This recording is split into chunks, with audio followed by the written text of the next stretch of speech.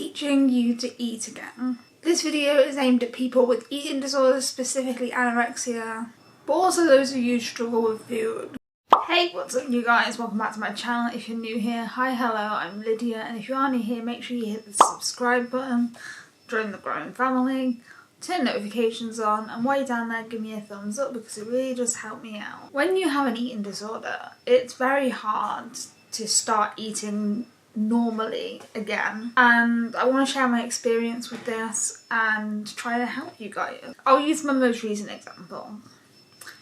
While I was in hospital in February to March, I didn't eat. I relied on Ensure drink. Whenever anyone mentioned food, I had this overwhelming feeling of anxiety. And then I came out of hospital and I'm not prescribed Ensure drinks in the community, and I had to learn to eat again because food genuinely gives me anxiety, and it still does now. I'm not saying I'm over it, but I went from not eating anything to eating 2 meals a day. I don't eat 3 meals a day. I can't eat in the morning, it makes me feel sick. I eat 2 meals a day, lunch and dinner, and at first it was really hard because I just didn't want to eat. I was like, I can't eat, I just can't do it. But then my blood sugars kept dropping below 4, and really it was a matter of facing my anxiety around food. I started small with mashed potato, soup, and I worked my way up to lasagna and cottage pie, and I know they're all soft foods. I can't eat anything that's too hard on my teeth, it hurts. I just can't do it. But anyway, learning to eat again.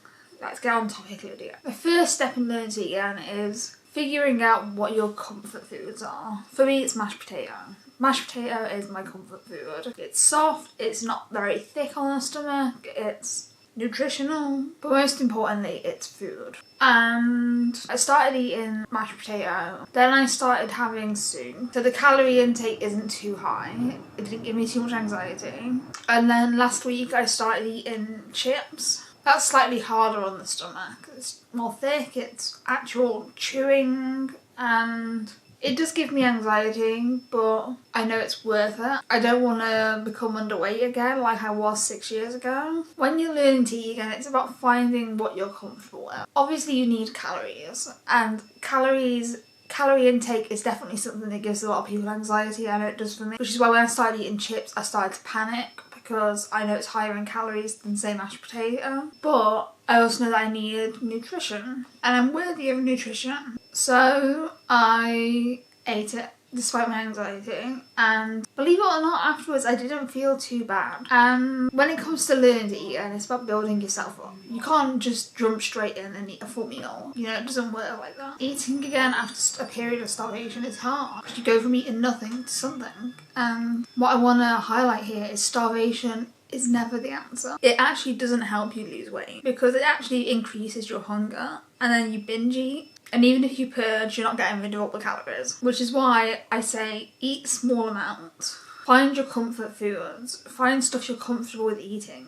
And really build yourself up from that. I hope this video was helpful in some way. If it was, let me know in the comments down below. If you're new, subscribe. And I'll see you in my next video, which will be in a few days. Bye guys.